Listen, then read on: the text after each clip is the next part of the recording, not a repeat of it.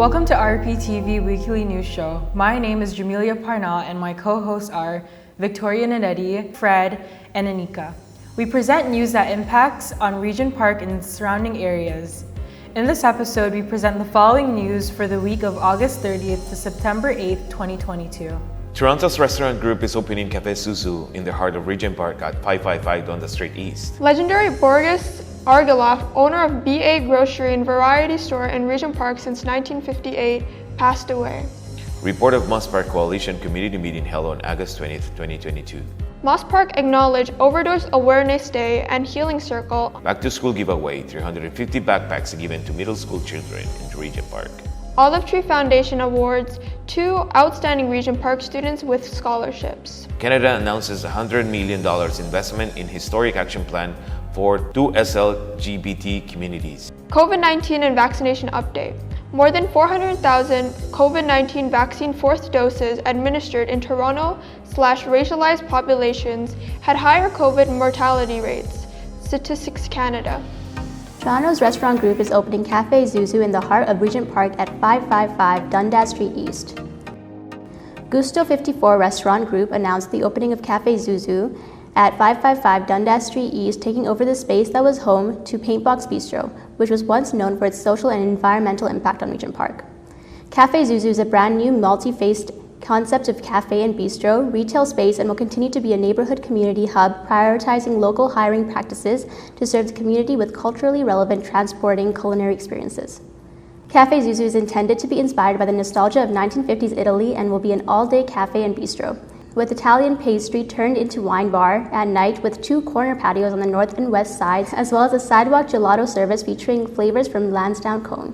Gusto 54, led by Janet Zuccarini, is committed to partner with local organizations in the Regent Park community to maintain access to the space with a calendar of events centered around entrepreneurship and hospitality and women in leadership.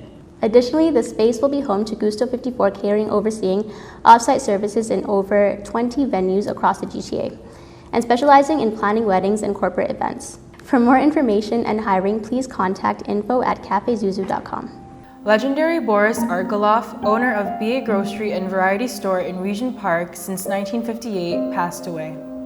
Regent Park corner store owner Boris Argiloff from BA Grocery and Variety Store at Shooter and Sackville Street passed away from pneumonia after 6 days in hospital. He was 85 years old. Boris Andon Argiloff was born in Bulgaria and immigrated to Canada in 1957, where he founded his new home in Regent Park since then. He ran BA Grocery and Variety Store from 1958 until August 2022 with his wife Zora.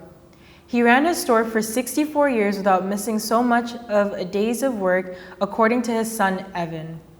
He loved his store, his family, his friends, and he loved the people of Regent Park neighborhood. Evan wrote in a statement posted at the store's door, "For Boris, it was a pleasure just to go to work every day, and it was just as much of a pleasure for him to interact with people every day." BA Grocery and Variety Store was Boris's huge part of his life, and he will be missed by the community, regular customers, and all who knew him by his amazing conversations and his stories about Regent Park and beyond. You could always count on Boris to simply trust and give without judgment. Another library of wisdom in Regent Park gone too soon. If only Boris could have lived long enough to see the completion of the revitalization. Regent Park resident Joanne Warner wrote in a statement made public on Facebook. Roma Akusa Spencer, board member of Regent Park Focus Media Arts Center, was able to document him in an interview for her upcoming film doc, A Pile of Dirt, as part of the Regent Park Made Visible digital screening. His legacy lives on in film, Roma wrote in a statement. RPTV presents Roma's interview in memory of Boris Argiloff.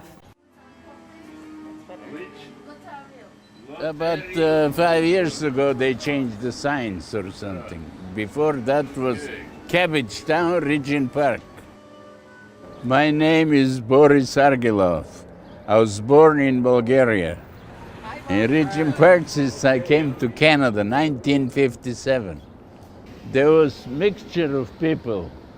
They were working class people, you know, but they were good people. And where did they come from? Different places from the world, but Not exactly. Used to be many Macedonians, Bulgarians. They moved from here afterwards. When I arrived here, they were developing the area, the first development. And they built 2-story houses and 3-story apartments up at north. And now till they destroyed them and redeveloped the area now. The change is this, right now is more mixture of people, different people, and many intellectuals you can see here now, and all kinds of people, but it's okay. It's the most popular guy in the neighborhood. Thank you, that's what they say, yeah. I have many people, they stop to check if I'm still here. Oh, good. They do? Oh, yes, Nice. many of them. Yeah. So they grew up here and they say, Boris, I stopped special to see if you're still here. Yeah. I'll tell you one story one day. A man dressed up, a businessman with a big Cadillac, stopped outside. He came in the store and he told me, Boris, I live far away from here, but I decided to come and see you. Maybe, do you remember me? I says, I can't remember you. Because he's a dressed up, grown up man. Yeah. And he says, I used to live here across the street when I was a child. And he says, okay, I'm gonna get a Coke and I'll tell you a story. He went and grabbed a can of pop. He started drinking it, he gives me $20 bill. And I was trying to give him the change. He says, Boris, you know what? I decided before I came here to stop and to pay you. I said, pay me for what? When I was a kid, I used to steal some candies, he said. And keep the change, he says. Keep the change, I feel better this way. Just like I paid you, you know? Report of Moss Park Coalition Community Meeting held on August 20th, 2022. The Moss Park Coalition and Building Roots organized their third community meeting of the year on August 20th, 2022 to share important community updates regarding the new subway station development in Moss Park and discuss the replacement of John Innes Community Center and new condo developments in the Moss Park area. Currently, the Moss Park Coalition is working to bring light to the many developments being planned both the public and private sectors, which will bring a big change to Toronto's historic downtown east. Some of these changes include the Moss Park subway station, condo developments, improvements to green space, etc. The goal of the coalition is to advocate and ensure the voices of the community are heard and address the needs of Moss Park residents and local businesses. As part of the Ontario line, Metrolinx is planning to build a new subway station in Moss Park relatively soon. The construction will impact the residents and businesses in the Moss Park neighborhood and surrounding areas. The community had various questions regarding the new subway station, but no one from Metrolinx was there to provide information about this $10+ billion transit project. The coalition also discussed about the new condo developments in the area, emphasizing that new, affordable housing should come through these new development plans. City officials were at the meeting to share updates about the new John Innes Community Center replacement and Moss Park improvements. Toronto Police Community Officers Ward 13 Toronto Centre City Council candidates Nikki Ward, Chris Moyes, and Carolyn Murphy were also present at the meeting. The Moss Park Coalition works specifically within the Toronto Downtown East community of Moss Park. The aim of this community-led program is to provide residents and stakeholders in the Moss Park community with important information on social issues which may impact their daily lives. Let's hear what members of the Moss Park Coalition have to say. The Moss Park Coalition started in 2020, just after the pandemic, and it came together because residents were deeply concerned about developments happening in Moss Park, specifically the announcement by the current premier back then, well, until now, Doug Ford, of a Moss Park subway station, right, as part of the Ontario line. We also knew that there was other developments that are coming to our community, especially the John Innes Community Center. And what we wanted is we wanted to make sure that residents' voices were at the center of this discussion. We didn't want developments being pushed by developers in our community. We wanted to make sure that our priorities as Moss Park were respected and implemented. So your involvement in our coalition makes us stronger, right? So I want you to get involved because we have a lot of work ahead of us when it comes to outreach in the community, when it comes to meeting with our elected representatives and other decision makers to make sure that they fund the priorities that Moss Park residents have identified. My name is Kumsa Baker. I'm with the Toronto Community Benefits Network. We're an organization across the city of Toronto, and we're really involved in working with communities that are undergoing a lot of development and change. And so we've done a lot of work working with community groups and organizations on Eglinton, really looking at the impact of the Eglinton Cross on LRT, and to also advocate for community benefits as part of these projects. Similarly with the Finch West LRT, and so we have a lot of experience working with Metrolinx and government and different stakeholders to make sure the community is also involved, when these type of decisions are being made, because we know that without the community, it's not going to really have, the most successful project as it could be. For those who don't know about the Ontario line, it's going to be a 15-station transit line that's going to go through right here along Queen to the Moss Park. And so as part of the project, there's going to be lots of construction activity. Similarly, if you know anything about Eglinton, it's a long period for these projects. It is expected to be about 8 years. One of the things that our coalition advocated for was to have a Moss Park working group. So after some advocacy and engagement with the city councillor, Kristen Wong Tam, we were able to have Metrolinx actually set up a working group. And so right now we're meeting every 6 months. And what we're doing is a lot of the questions that we have from community, we're bringing to Metrolinx at this working group. The subway line, as Kumsa mentioned, is a massive infrastructure project that's going to be coming through the downtown core. And one of the many features that's going to be accompanied this huge subway project is private condo development. And we've not only here in Moss Park, where there is a station planned, but also in other stops. One at Corktown Station, which is being planned for Front and Berkeley, kind of Front and Parliament area, as well as in other locations like East Harbour, which is on the mouth of the Don River, where the current old Unilever soap factory is. So what these areas are being dubbed by the province is transit-oriented communities, and that's essentially what the province has in mind is that they're going to leverage the land that the subway is going to be built and then sell that land to private development. So these are huge transit-oriented communities meant to densify areas of the downtown. Even around here in Moss Park, we've already seen how disruptive, gentrification has brought about. Obviously, it comes with a lot of positive changes, but it also comes with a lot of uncertainty as well, because we know in this community that there's a lot of social issues, and those issues have not been particularly well addressed over the years.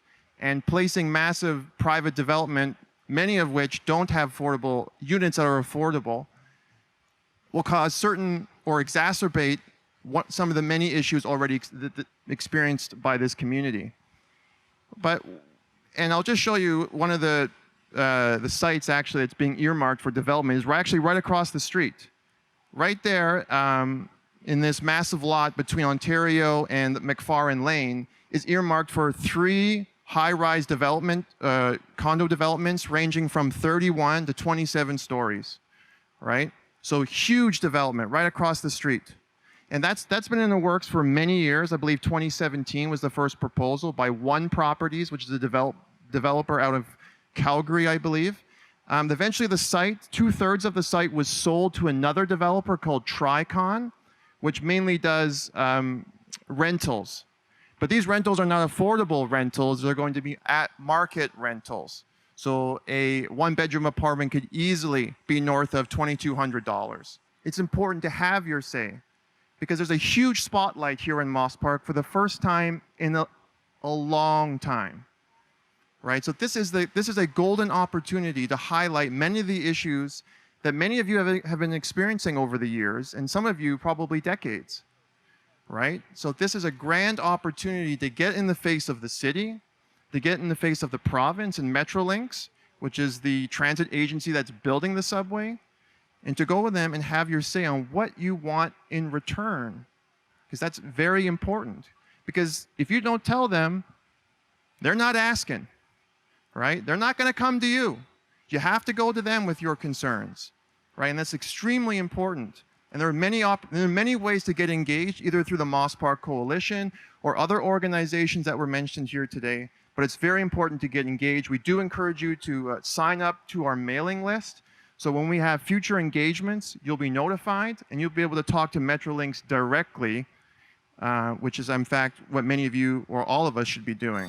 Indigenous Healing Circle held at Moss Park for International Overdose Awareness Day. At Moss Park, Indigenous community members and activists in Toronto's downtown east held a Healing Circle ceremony on August 31st, 2022 to honor and mourn those who have been lost to drug overdose and to raise awareness of the toxic drug poisoning health crisis exacerbated by the COVID-19 pandemic. The Healing Circle was hosted by Les Harper, Indigenous health promoter at South Riverdale Community Health Center, featuring Elder Wanda Whitebird and Northern Feathers, the first harm reduction-based dance troupe, traditional and contemporary Indigenous dancers, powwow drums, speakers, and more. The overdose crisis in Toronto's downtown east communities and beyond involves so many systemic factors, including the need of decriminalization of all drugs and drug use, and the opportunity to redirect funding from policing and the war on drugs to putting that money into community resources, adequate housing and access to food, and fair treatment when accessing healthcare services. Over the course of the COVID-19 pandemic, there has been a dramatic increase in the number of both fatal and non-fatal overdoses, particularly urban Indigenous communities across Toronto. First Nations people are 5 more times likely to experience an overdose and 3 times more likely to die from overdose than non-First Nations people, according to the First Nations Health Authority. International Overdose Awareness Day in Toronto is dedicated to raising awareness about the devastating impact of the ongoing opioid poisoning crisis and to helping reduce stigma and discrimination against people who use drugs.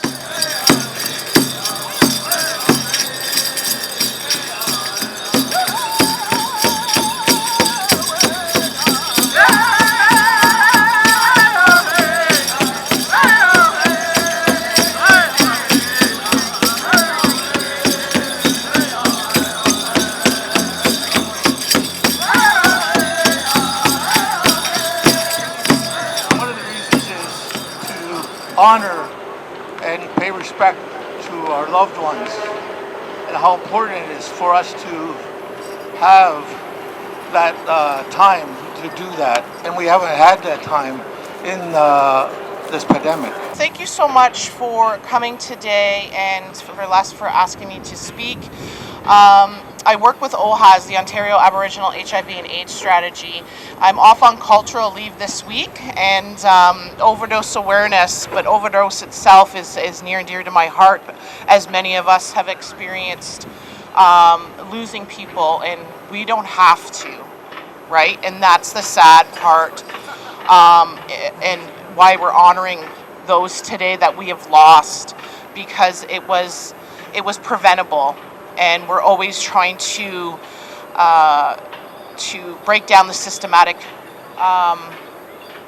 policies and procedures that are put in place to actually, not just with the Indigenous population, but people in general, to bring them down and get rid of us. And so I know when we walk with each other today, we're not walking alone. Everybody has felt the pain of losing somebody. And so we're all here to support each other, honor each other for those that have passed, but also those that are still here doing the great work and making those changes. So I'm very honored that I've been able to do this work for so many years, to meet lovely people like Les and the dancers and the circle of friends and family here today.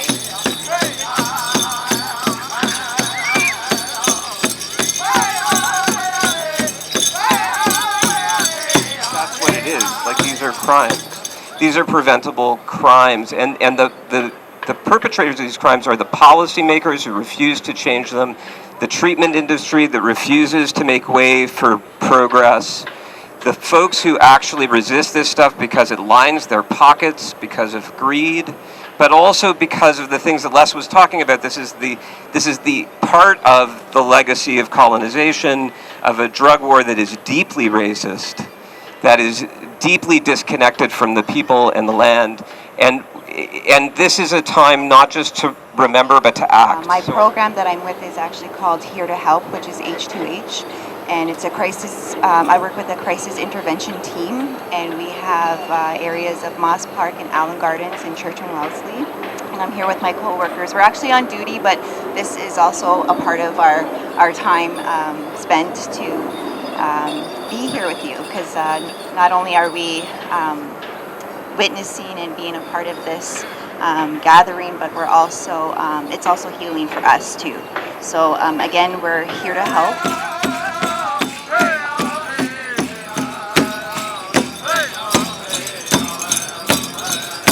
Oh. Back to school giveaway, 350 backpacks given to middle school children in Regent Park. On Wednesday, August 31st, 2022, TCHC, Daniels Corporation, and Tridel teamed up to give away 350 backpacks to middle school children in Regent Park from grades 6 to 8 who previously registered to the Back to School giveaway organized at the Big Park from 5 to 8 p.m. Hundreds of residents lined up to get their free backpacks for a great start to the school year. Free books were also donated by the Children's Book Bank to all Regent Park residents who received their backpacks. Hi everyone, my name is Teresa Todoroeva. I'm the Revitalization Manager for Toronto Community Housing, and we're very excited to be doing a backpack giveaway for the second year in a row together with Tridel and the Daniels Corporation. So this year we're giving out over 350 backpacks to middle school kids, grades 6, 7 and 8, and hopefully we have a few extras for anyone else in the community who also needs them. But we're super grateful for all the support that we're getting, and as you see, there's a big line, so we're hoping to make quite a few kids quite happy and ready to handle the school year. Hi there, my name is Maggie. I'm with Tridel as the Corporate Social Responsibility and Impact Manager. What we're doing here today is we have a couple volunteers who are helping out with the Fred Victor Taste of Regent Park. In addition, we're also part of the Backpack School Supply Drive for youth in the Regent Park community. Hi, I'm Dave Page. I work at the Children's Book Bank. It's right across the street from where we are today in Regent Park. It's at the Daniel Spectrum building on the second floor. Our entire mission is to acquire children's books and to distribute them. Here in Regent Park, we have a second location in St. Jamestown. We also distribute books to many community partners such as community health centers, food banks, early on centers. And we get books from the public, from publishers, from bookstores, books for children of all ages. This initiative is by Toronto Community Housing. Kids are going back to school next week, and everybody's getting a backpack with all sorts of goodies, and the Children's Book Bank is donating books for those kids going back to school. They'll be able to come around and pick from this table here a book that hopefully they'll read and enjoy. Olive Tree Foundation awards 2 outstanding Regent Park students with scholarships. The Olive Tree Foundation has awarded 2 outstanding high school students from Regent Park with scholarships for their academic achievements and leadership abilities. Kuda Abubakar was awarded the Faisal Ali Scholarship Award, and Mara Razoli was awarded the Muhammad and Ofira Nasir Scholarship Award. Both students are active volunteers in the Regent Park community. Mara Razoli is a Jarvis Collegiate Institute student, and she will be attending Georgetown College in the fall. Olive Tree Foundation is a Canadian charity that promotes community development through the collection of endowed funds, the earnings of which are used to fund compelling needs and priorities in society. Canada invests $100 million in Historic Action Plan for 2SL LGBT communities. The federal government unveiled what it described as a historic first on Sunday, August 28, 2022, as it announced a 5-year, $100 million action plan to support 2SL LGBT communities across the country. Prime Minister Justin Trudeau unveiled the strategy dubbed Canada's first federal 2SL LGBTQI+ action plan at a news conference. Trudeau said it demonstrates the government's commitment to fighting discrimination and supporting diversity. Justin Trudeau said 75% of the funding will go toward community organizations focused on diversity and inclusion because that's where the real work of support comes from. More than $5 million of the funding will go toward the launch of a public awareness campaign, while $7.7 million has been earmarked for data collection and community-led policy research to support federal action on 2SL LGBT issues. Marcy Ian, Minister of Women and Gender Equality, welcomed the action plan alongside Trudeau, saying the funds are for all of those people who are fighting to be heard and accepted. She said the strategy was created following several years of consultation and research with members of the 2SLGBT communities. So that brings us to today's historic announcement of Canada's first ever, I want to punch that, first ever, 2SLGBTQI plus action plan supported by an investment of $100 million.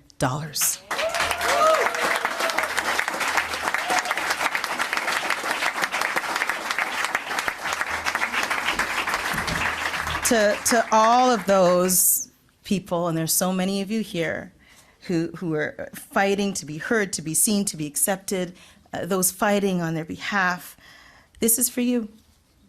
This is for the people who I mentioned before who were discarded by their family, maybe friends, after they came out, who were said they don't belong. This is for everybody trying to live their truth in rural communities where they feel isolated. And when everybody knows everybody, it's hard. So this is exactly why 75% of the funding in this plan is going directly to community organizations, directly there. COVID-19 and vaccination update. Team Toronto has administered more than 400,000 fourth doses of COVID-19 vaccines. In total, Team Toronto has administered more than 7.4 million doses of COVID-19 vaccine since the start of the vaccination campaign. Some racialized populations had higher COVID mortality rates, according to Statistics Canada. A new Statistics Canada study has found that some racialized population in Canada had significantly higher mortality rates from COVID-19. The analysis found that Black people had the highest mortality rate, more than 2 times higher than non-racialized people. South Asians and Chinese people also had higher mortality rates than non-racialized people. The study also found a person's socioeconomic situation played a role in COVID-19 deaths. People in low-income, overcrowded housing and apartments had higher odds of dying from COVID-19. The study estimated COVID-19 mortality rates in Canada in 2020 and compared it with newly released census data from 2016. Vaccine clinics in the neighborhood. Regent Park Vaccination Clinic is open on Saturdays from 9:30 a.m. to 12:30 p.m. at 40 Oak. Wellness Clinic on Saturdays from 10 a.m. to 4:30 p.m. and Tuesdays from 1:30 p.m. to 8 p.m. Visit the corner, 200 Wellesley Street East, to get your vaccines, cancer screening, mental health support, connect to an on-site intake worker, and more. And that's all for today's show. My name is Victoria, and my co-hosts are Jameila, Fred, and Aniqa. We also like to thank our team of researchers that contributed for this week's show, and from our studios at Focus Media Arts Center. Thanks for watching, and see you next week.